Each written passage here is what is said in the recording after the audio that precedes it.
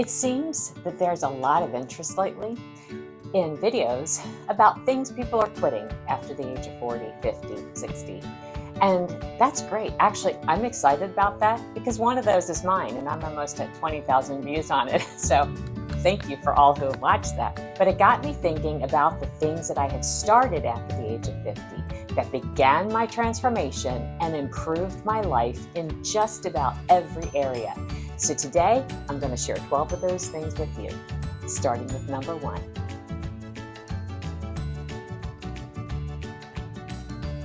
The first thing that I started doing after the age of 50 that has completely transformed my life is I learned how to say no.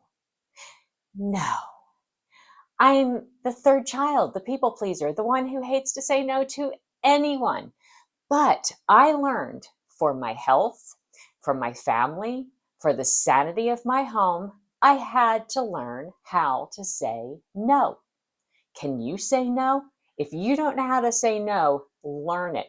Learn it now. I'll do this with you. No. No. No, thank you. No, please. You can do it. Give me a good no before we go on. Just say no. But don't say no to me because I have 11 more things to share with you. So hold on, because now we're talking number 2. The second thing I started after the age of 50, strength training. Yes, I should have started strength training sooner. But in all honesty, in my 30s, I had my weights, Newell and Olivia, and I carried them around everywhere, and I carried all their stuff around, and I carried their heavy car seats around, and I was constantly lifting and moving and doing stuff that was working all my muscles. Then in my 40s, I got sick. I could barely walk a quarter of a mile. So lifting weights was not a possibility. I remember having these little like hand weights that you can put on your the wrist, just so I wouldn't have all my muscles atrophying. But that was not at all strength training. And now I have grown so much in my strength training that I'm asking for bigger weights for Christmas because I am a macho woman and I am strong and vibrant and healthy, and you should be too. So get to those weights. If you're not doing that, you really need to be, because it helps us to ward off osteoporosis and osteopenia and all those osteo problems that we create as we get older and our bones don't like to work the way they should. So make sure you're doing your strength training. And I'll put the link below for the weights that I'm asking for Christmas, and maybe Santa will be nice to you and bring them to your house too. Number 3, we started saving like crazy. And again, just like the strength training, yes, ideally, I should have started that long ago.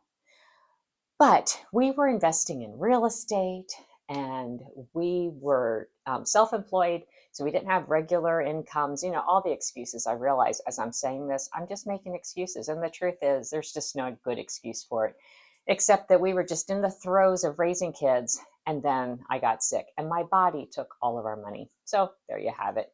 But after I hit 50, we got very serious about saving.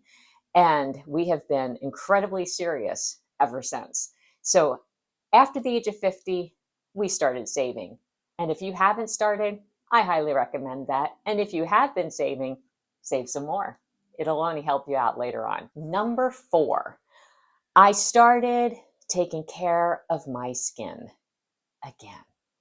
You really should start that when you're younger. If you're a younger person watching this video, start now.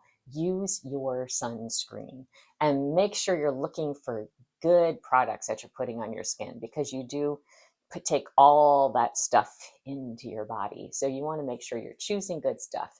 One thing I discovered that I have loved is this brand. I don't know if it's Zoe or Zoe, but Zoe Skin Health. And I have loved this. I've noticed I can't stop like touching my face. My face is so soft and supple, and I just love how it feels. And, I'm 55 and I'm loving how my skin is looking right now. And my other key secret is castor oil. I've been slathering castor oil on, every night. And I think that has been making a huge difference. And I will put all of that information about the skincare and about the castor oil that I've been using in the description below so you can find it too. But take care of your skin. After years and years of sickness, my skin could have gone another way. But I think the fact that I really take care of myself from the inside out plays a big part. If you want to hear, because I've had a lot of questions about my skin and hair care regimen, if you want to hear that and you want me to do a video on that, would you let me know in the comments below? I'd be happy to do the video if I have enough people that are interested in it. Number 5, I started prioritizing social connection. And I started just really trying to become a part of my community. I started joining groups. Like I just became a member of a group called PEO, and they are just an amazing group of women who help to empower women and girls around the world. And it's just so exciting to be part of something like that. My husband and I went a couple weeks ago, worked in a soup kitchen. You know, it just is, it's a benefit to your home, your community, your church, and just your world around you when you can just make those social connections. And speaking of social connections, the only way that we can really connect is through here. Have you liked and subscribed and hit that notification bell? And would you please just leave me a comment below about things that you've already started, things that you plan to start that will make your life better? I really want to hear about it. And the only way that we can really connect is this way. So I really want to know what is going on in your life and how are you improving your life each day, because it matters to me. I care. And in case nobody's told you lately, you are valuable and you matter. You make the world a better place just by being in it. And I want to know more about you. So let me know in the comments below. I read every single one. So I do care about what you have to say. Number 6, I started self-discovery. I had really lost myself. I found myself in my 30s as a mother, and I really loved the whole homemaking process and just being a part of bringing life into the world and then raising that life. And I loved that. But when I got sick in my 40s, I lost myself. And I have spent the last 5 years reconnecting with the me that I lost and then discovering the me that I am now. And I have to say, it has brought me a lot of peace and a lot of joy. And I have just really been happy just taking this time of self-discovery. So I highly recommend it. In my book, Defeating Fear, I have a chapter on knowing who you are, whose you are, and what your purpose is in being here. And those things have been rolling around in my mind over and over again as I've been going through the self-discovery process. And it has just been incredibly empowering. So if you have not reconnected with younger you and then connected with who you are now and just identified who you are now at this stage in your life, I highly recommend you do that. And the other key thing I've been doing in that process is I've been preparing for 80-year-old Carrie. So I've been looking ahead as where do I see my life when I'm 80? Who do I want to be? How active am I? How involved in the community am I? Where am I living? What do I dress like? What is my health like? All those things. And I make decisions now for 55-year-old Carrie, thinking about 80-year-old Carrie. And this has been just so incredibly empowering for me. So if you haven't done that, I highly recommend it. Take some time for self-discovery. Number 7, I started saying thank you. If you've watched any of my other videos, I'm sure you have heard me talk about maintaining an attitude of gratitude. I truly believe in not getting out of bed in the morning till you say thank you for three things. I do not believe in starting my day till I have written down in my journal three gratitudes, three gains, and three goals for the day. And so I truly believe that there is power in the words thank you. So I just really started looking at everything around me, everything that people did for me. If it was somebody opening a door, thank you so much. If somebody fixes me a meal, thank you so much. And I'm telling you, if you start just being grateful, it is amazing what happens in your life. And if somebody is fixing you a meal, don't just say thank you. Get up and clean up the dishes for goodness sakes. Like, show your gratitude. It's awesome to speak gratitude, and I highly recommend that because I believe the show of gratitude comes after we speak the gratitude. So be a grateful person and say thank you. Start the morning. Like, if when I lay in bed in the morning before I start my list of gratitudes, if nothing's popping into my head because I'm not fully awake yet, I will lay there and just go, thank you, thank you, thank you, thank you, thank you, thank you, thank you, thank you. And I will just keep saying it until the things come to my mind that I want to express gratitude for. And it just lifts my spirit and it prepares me for the day. I can't tell you enough how powerful it is. So be grateful and say thank you. Number 8, I started eating satiating foods. What are satiating foods, you ask? Well, funny you should ask, because I had never really considered this. I would just eat and expect to feel full. And I didn't understand the importance and the value of protein and healthy fats. So when I started eating satiating foods like proteins and healthy fats, I stopped being hungry all the time. Go figure. So I started eating those foods, and then I started learning why I should be eating those foods and how important they are for bone health and muscle strength and all of those things. And then I learned I wasn't eating enough of them. I didn't know anything about eating 90 grams of protein. I didn't know, actually what I learned was that I should be eating 125 grams of protein.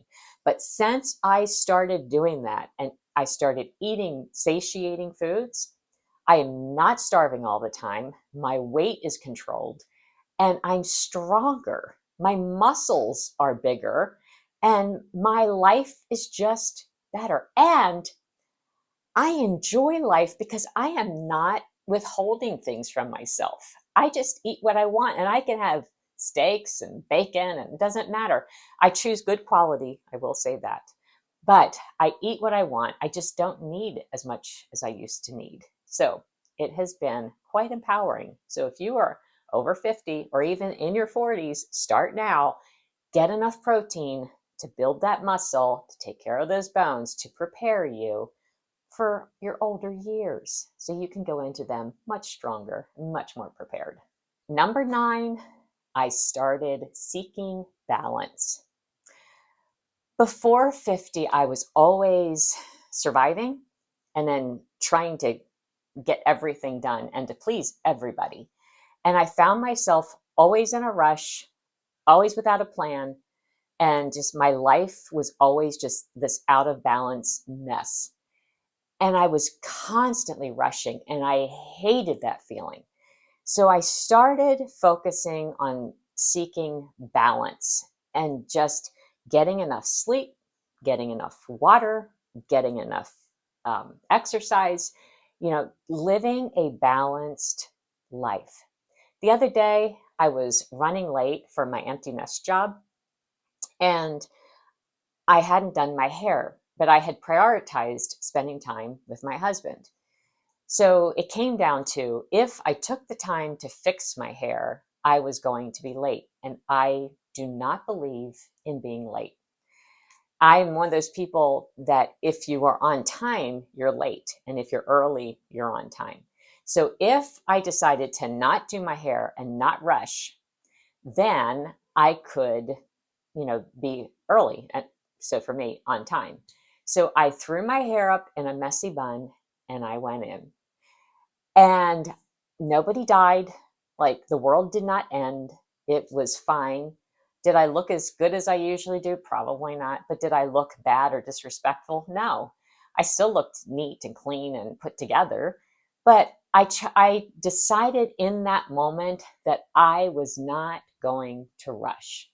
I was not going to start my day and my week off in a rushed state of mind and with a cortisol flare up for no good reason.